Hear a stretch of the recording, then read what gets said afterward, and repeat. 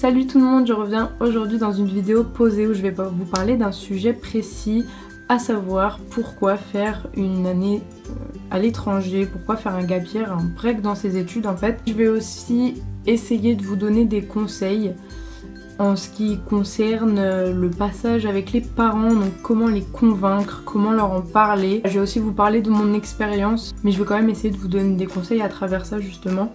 Donc premièrement, pourquoi faire une année à l'étranger? Une année ça peut être très bien 6 mois ou moins, mais voilà, pourquoi partir à l'étranger, pourquoi faire un break? Donc déjà il y a l'aspect linguistique bien évidemment.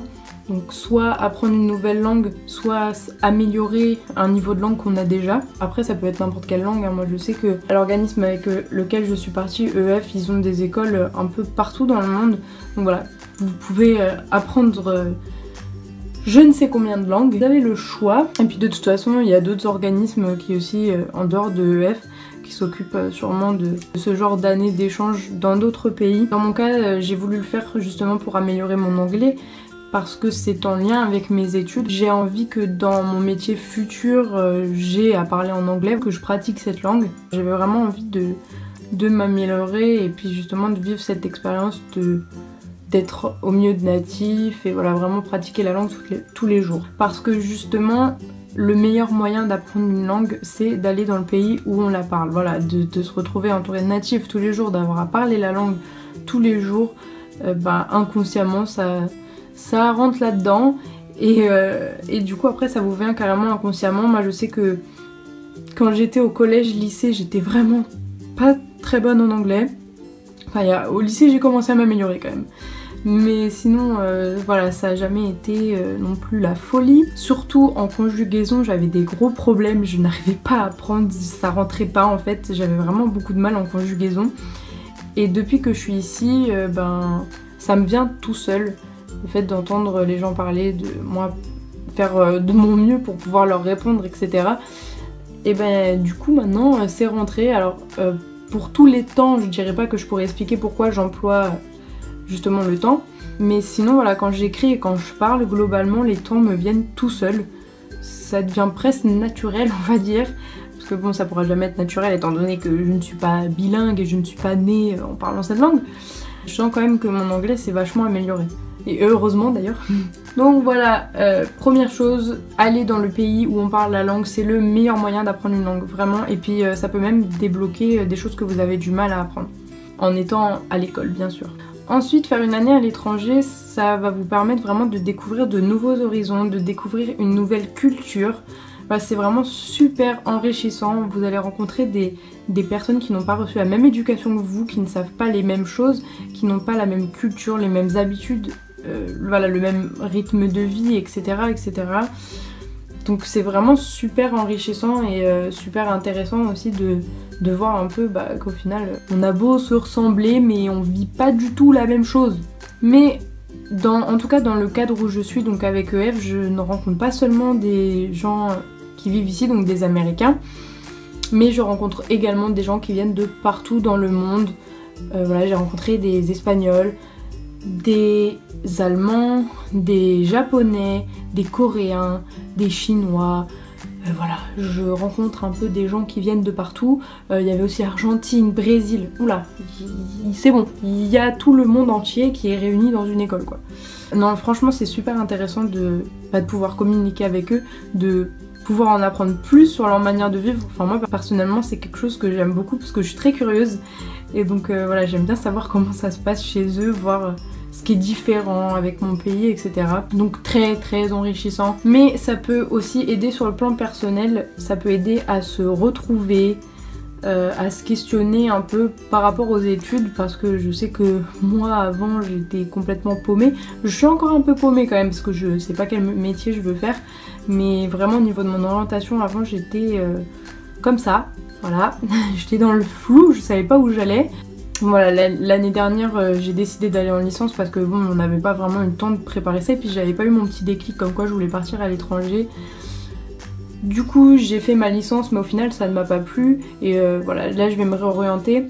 Mais ce que je veux dire c'est que partir aussi à l'étranger, du fait de découvrir de nouvelles choses, vous pouvez aussi découvrir un nouveau métier ou une nouvelle orientation professionnelle et vous pouvez vous dire ah mais oui c'est ça que je veux faire en fait. Donc voilà, sur ce plan là aussi c'est pas mal, et puis du fait de rencontrer de nouvelles personnes, vous pouvez être amené à parler de ce que la personne veut faire, elle peut vous dire ça, et voilà, il y a tout qui s'éclaire, du coup ça peut vraiment vous aider aussi sur le plan personnel à ce niveau-là. Je pense avoir fait le tour parce que après c'est vrai qu'on recherche pas tous les mêmes choses dans ce genre d'expérience là.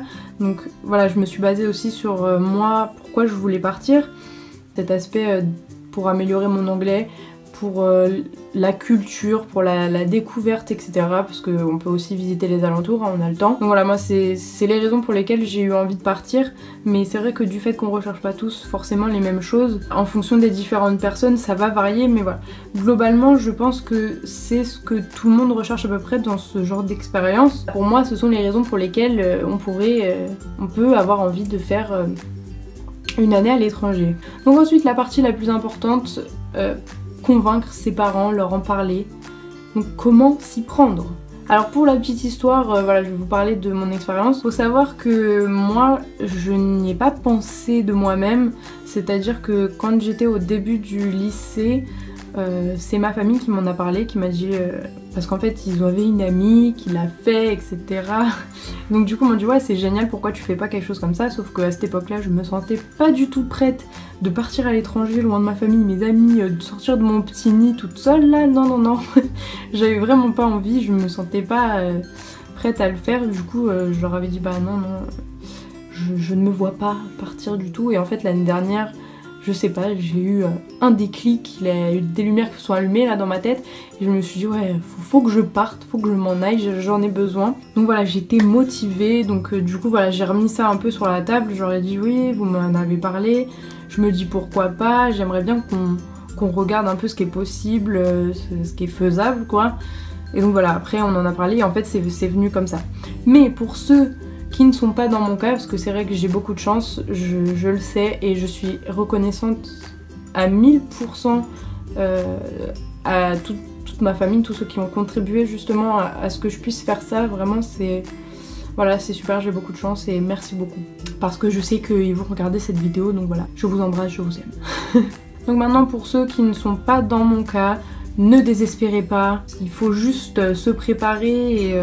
faire les choses, essayer de faire les choses bien pour voilà, présenter quelque chose de beau à vos parents. Donc moi ce que je conseillerais d'abord ce serait de tout préparer vous-même, c'est-à-dire commencer à vous renseigner de votre côté, regarder les différents organismes avec lesquels vous pouvez partir, essayer d'étudier un peu toutes les possibilités, les coûts, etc. avant d'aller parler à vos parents. Donc une fois que vous avez fait vos petites recherches, etc., parlez-en à vos parents. Gentiment, voilà, exposez-leur la chose tranquillement et peut-être essayer à les amener à se renseigner, par exemple demander une brochure à un organisme ou directement aller dans les locaux de l'organisme pour en parler avec eux. Vous leur dites au moins s'il vous plaît venez avec moi, on peut en parler, puis si c'est pas faisable, bah c'est pas faisable. Mais au moins voilà, il faut essayer d'amener les choses je pense en douceur.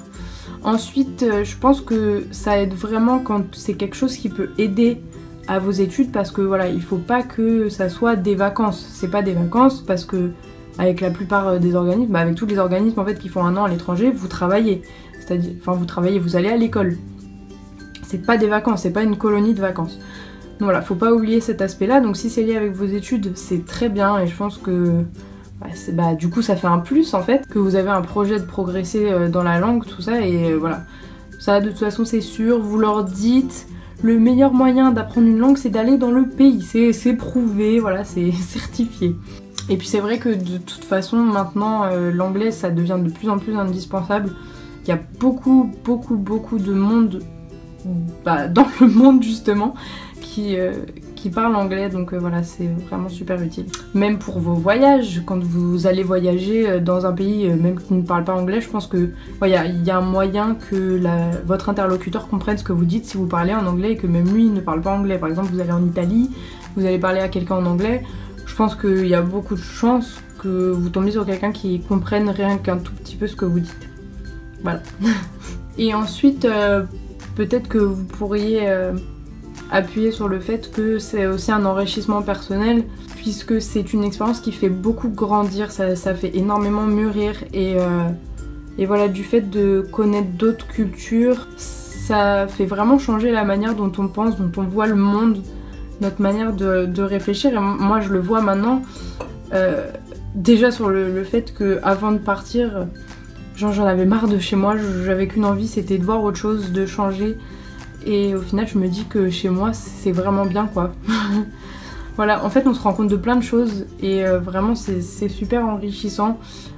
Ça nous apprend aussi à être responsable parce qu'il n'y a personne derrière nous pour nous aider. Bon, bien sûr, dans le cadre d'un organisme, il y aura toujours quelqu'un que vous pourrez contacter si vous avez un problème, si vous avez quelque chose de grave. Voilà, vous n'êtes pas lâché dans la nature. Ça d'ailleurs, dites-le à vos parents, c'est que vous êtes encadrés. Si vous avez un problème quelconque, vous contactez quelqu'un, il y a toujours quelqu'un, un numéro d'urgence ou quelque chose comme ça, et la personne va vous aider.